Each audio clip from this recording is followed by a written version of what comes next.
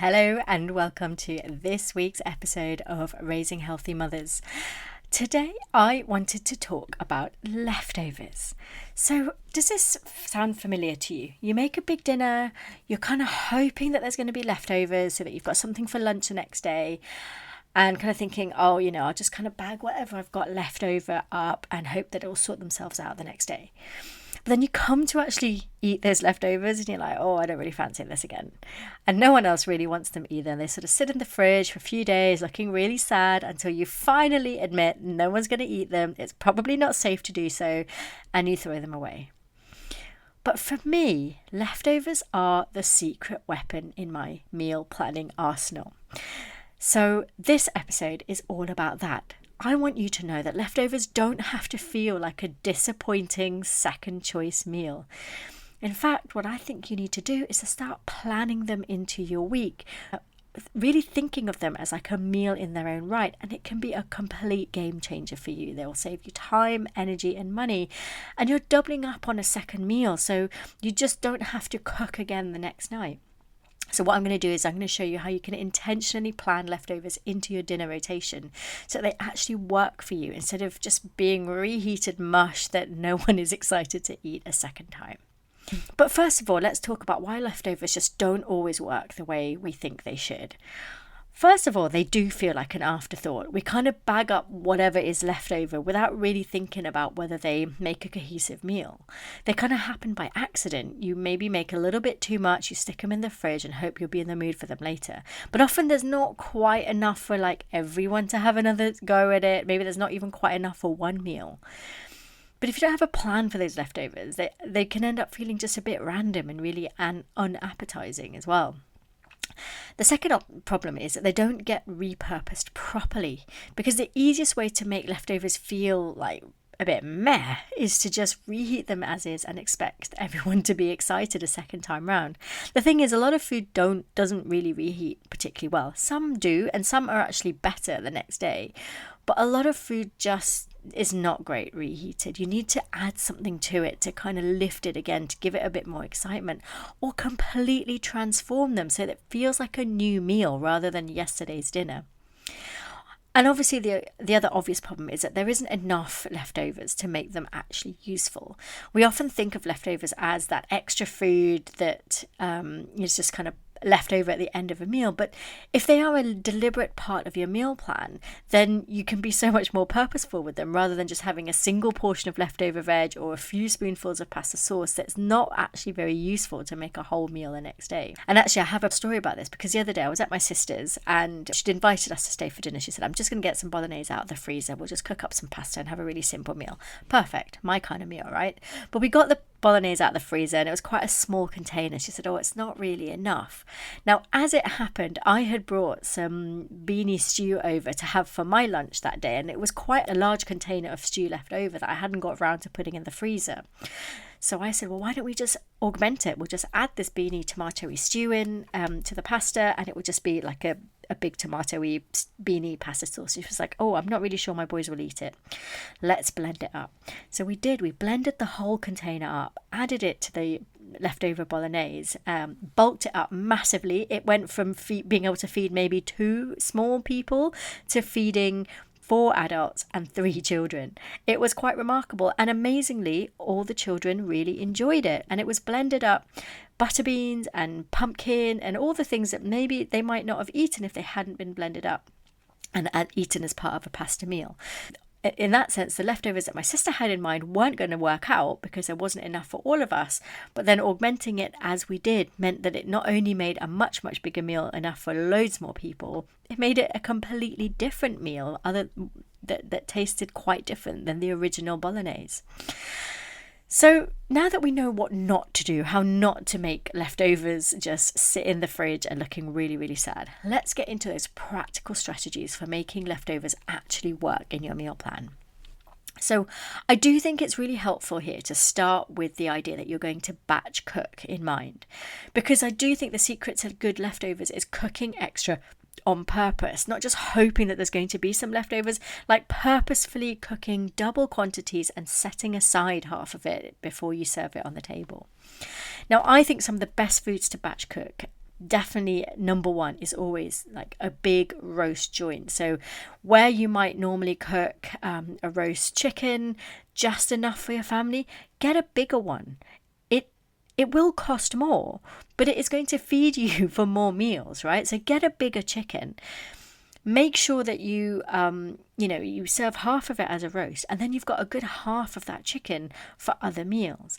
Another thing that this works really well with is if you, like I said, like earlier with my story about the beanie stew, make a big stew. So instead of using 1 tin of beans, double up and use 2 tins of beans. If you're making one meal, you might as well double it up, because it's not going to take that much more effort to make it compared to cooking that same meal twice in a couple of weeks' time. Another thing that works really well with is if you do something like pulled pork or pulled beef or something like that, works really, really well to kind of make a big quantity of it and then plan to freeze half of it. Grains are also really good. So I like to, when I cook rice, I always try and cook double the quantity, because I love leftover rice. I love being able to cook like a fried rice the next day. And of course, roasting a big tray of veggies is like your absolute secret weapon here, because it can be used in so many different ways if you repurpose them. So instead of roasting just enough veg for one dinner, double it up, make a whole load. You can use the leftovers in so many different ways. And my top tip here is when you do batch cook something, store half of it first before serving it, so it doesn't get accidentally eaten if it is something that people can't stop eating, and also so that it doesn't feel that you're just scraping whatever is left over. It doesn't feel like leftovers. It's just part of your meal prep. The key to making leftovers feel fun and fresh the second time is completely changing them, repurposing them. Don't just reheat them as they are. Don't just warm them up. Think about how you can use it differently. So starting with that roast chicken that I mentioned at the start, it's my favorite thing, because when you start off with a roast chicken, obviously you have it as a roast chicken meal, but the next day you can then slice it and have it cold in a sandwich. You could shred it and mix it with spices and make like a spiced fajita type thing. You can chop it into pieces and make a curry with it. You can stir it into pasta. You can add it to soup. And talking of soup, you can then, once you've taken all the meat off the bones, you can then boil up the bones, pick off any last bits of meat, and there you've got another meal there. You've got chicken soup ready to go. So for me, roast chicken is like one of those magic meals, because you're going to cook one roast and it's going to be used 4 times. First for the roast, at least twice with the leftover chicken, and then soup as well. It's like magic. If you have leftover veg, you can toss it into an omelette. You can mix it with grains for a nice salad, or you can blend it up into a soup or add it to that chicken soup if you're making a chicken soup from the carcass. Leftover rice, as I mentioned, I love that because I love turning it into fried rice. Such an easy way. You just chop up lots of different vegetables, quite small, have it all ready to go, and it just comes together really, really quickly. Another really great way to use up leftover rice is if you mix it up with beans and make a burrito bowl, or you can make it into burritos in a wrap. Another example is if you make a pasta sauce, like a tomato-based pasta sauce. So if you have my dinner on the table guide, you can make my many veg sauce. Don't just make enough for that one meal. Double it, or even better, triple it. Freeze it in batches. It is the gift that keeps on giving. I use it as a pizza base. I use it as a pasta sauce, of course, and I use it as a base for things like chili or bolognese, or I make it into a soup. It's like magic. It's like my favorite thing to find in the freezer. Sometimes I completely forget about it, and then I find it and I'm like, aha, dinner is sorted for the next day.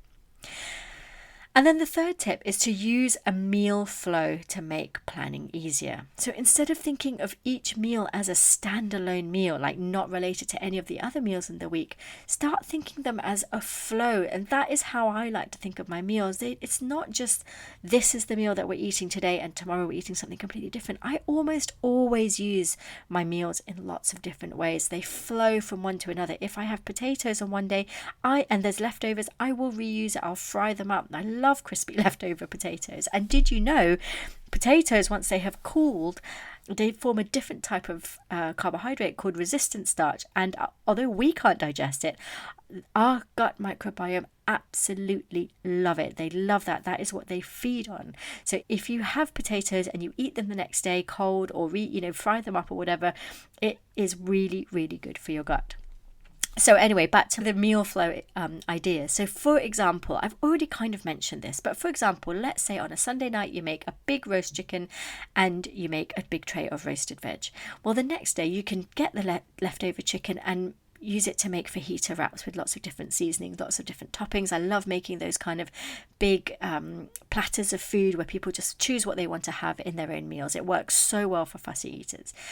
Then on the Wednesday, you get your leftover roasted veg, you blend it up into a soup, and that's your third meal there. And then on Thursday, you might cook up some rice or some quinoa and make a big grain bowl with whatever leftover chicken or veg that you have. It's such an easy way to just kind of flow from one meal to another without having to think too much about whether you need to cook that day. And I think another problem with leftovers is that we often go, oh, I don't want to have to eat that tomorrow, or I don't want to have to eat that this week. But if you stop thinking about it as leftovers and just think about it as part of your meal prep, you can then start thinking about, well, I'm going to freeze half of this portion of whatever it is and eat it next week or in 2 weeks' time when you haven't kind of got that meal fatigue of that one meal.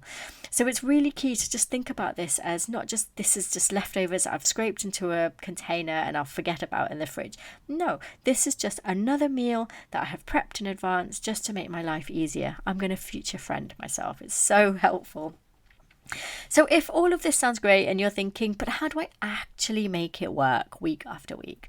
Well, if you haven't already got my dinner on the table meal planning guide, then that is going to help you with that, because it gives you meal templates that naturally build in leftovers so you don't have to think about it. In fact, I always start with the idea of taking that roast meat, whether it's chicken or beef or pork, or if you're vegetarian, I have whole ideas on how to reuse nut roast. So we start off with that roast meal and then we look at how are we going to use that later in the week.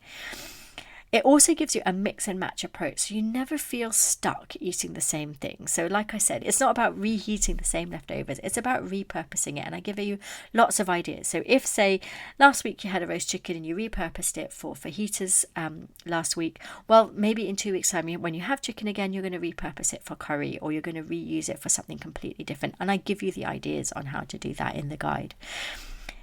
The idea with the guide is just to give you strategies so that you can cook smarter, not harder. So you're not cooking from scratch every single day and having to think about what to cook for dinner. I want to make dinner so much easier for you. And in fact, one of the key things there, one of the templates that I share is how to make a base sauce that you can work for 3 different meals. So again, you do the work once, but then you get 3 completely different dinners out of it. To me, this is how we should be cooking anyway. We should be doing it intuitively, allowing our food to flow from one meal to next. Remember, when you plan your leftovers, they become an effortless way to save time, save money, and reduce stress as well. Instead of feeling like you're just eating yesterday's food, again reheated, you get delicious new meals with minimal extra effort. But the key is to think about them as just part of your meal prep, not leftovers. And remember, if you're ready to stop cooking from scratch every single night and start making meal times easier, then my Dinner on the Table guide is perfect for you. You can head to the show notes to get your copy, and I can't wait to see how you feel when you can start planning your meals so much more quickly and get dinner on the table in 30 minutes every single day.